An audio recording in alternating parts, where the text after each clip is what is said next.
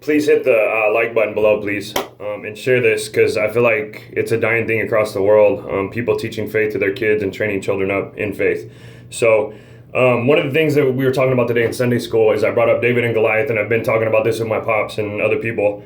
But one of the things that I think we really miss from the story a lot of the time is David, yes, he went and slayed a big giant Philistine that was basically blaspheming and mocking God and mocking the whole Israel army. And David, from birth and all of history, God's book of history up to this point, had always brought all people through him that followed him and trusted in him. He brought them to safety and protection. And God still has those promises in his love letter, his history book, the Bible to us today. So one of my main things with how David was equipped to fight this fight is David was already equipped with the armor of God. I know we talk about the armor of God a lot, but David already had the armor of God. Like, if you notice this story and maybe you go back, you read it, and you find out that they put David in all their armor. They tried to put their armor onto him, the sword, the breastplates, the helmets. It was too heavy. He was too small of a boy. They didn't have that type of armor.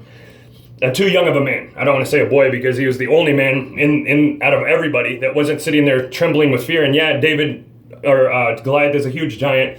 And yes, he's scary. And yes, I understand being scared and just like in utter fear of a person that's saying he's going to mash anybody that comes out on this field, crumble their bones, drink them, and spitting in God's face. I get it.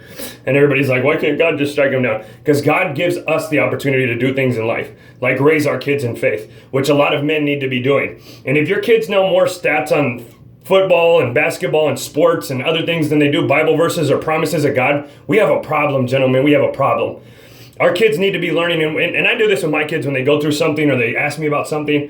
We try to find some kind of verse that will help them with that, and they'll just think about that verse throughout the week and try to memorize it or think about how it applies to something they're fearing. Or I just did that with my Bria this week because she was super scared of somebody might take her or kidnap her, and I don't know what she's watched or what we've told her because we've informed our kids on a lot of things, but we let our kids know that like God will protect you if you trust in him. And David knew this because David had already had all the armor of God. He'd already been equipped in the field. He was a shepherd.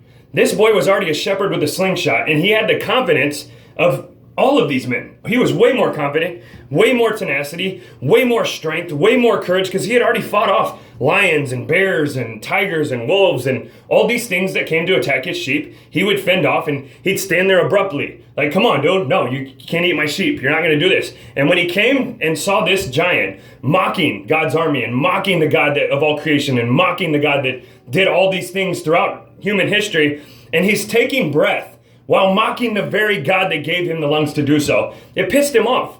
And so he went out there, they tried to strap him up, their armor didn't fit. And this is one of my main points to parents, and me and my dad have been talking about it lately. A parent can't give their armor to their children. Like, I got these swords on my arms. One says Heaven's Angels, one says Christian Soldier. But it's a sword, and I got swords because of my faith.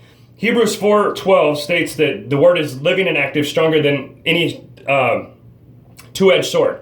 And one of my main things is you live by the sword, you die by the sword. You live by the word, you die by the word. Or the word will give you life to live more abundantly, more fuller. All the things that Christ taught in his word give us more abundance and more full life if we'll use them and marinate on them. But if we're always focused on the world and always focused on the giants and always focused on what might happen, we're not going to take the blessing that God has given us of his faith, of that solid rock, of that foundation, his word, and his morals and his values and all the things that he's taught in it. Throughout human history and his love letter, his history book to us, the word. So David couldn't rep their armor, but David already had the armor. He didn't need that. He had his slingshot, he had the confidence, he had all the things he had already fended off and protected sheep from his whole life.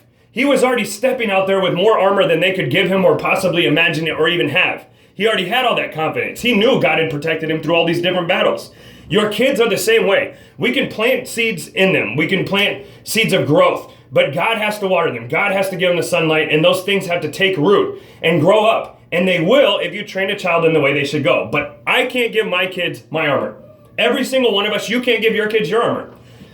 I can't use your armor, you can't use my armor, yet we're fighting the same fight of faith every day of our lives. And we need to keep doing that. So we can't give our armor to our kids, just like they couldn't give their armor to David. But David walked out on that field and still did what he had to do because he already had the armor God had equipped him with. And that's the thing that we need to be doing in our kids. We need to be instilling them the word, the solid rock, I am the way, the truth, and the life. No one comes to the Father except through me. These are Christ's words, the truth. That is the solid foundation, not the feelings, not all the other things that people think and feel, what God has said and done. And that truth is going to spring up a well of never-ending, overflowing water in abundance to them and others that they are around. So that's the armor. Those are the seeds we plant. Those are the things we give to our children. And those are the things that we equip them with. And everybody has to do this across the board. You can't use my armor, I can't use yours. We are fighting the same Christian battle against the same things every day. And we need to keep doing that in love and grace and mercy and kindness, but also in truth. Always in truth. The truth is what cuts and divides like the swords. To let everybody know this is what God wants. This is his book to us. He gave it to us. So be about that. Be about your children. Keep planting those seeds in them. God will give them the armor that they need. God will give you guys the armor that you need. God has given me the armor that I need. And every day we can be putting on that armor of God that he gives us in his confidence and his strength and his love and his grace and his mercy and his overwhelming awesomeness. So I love y'all. Run with that. Think about that. Keep going. Love y'all.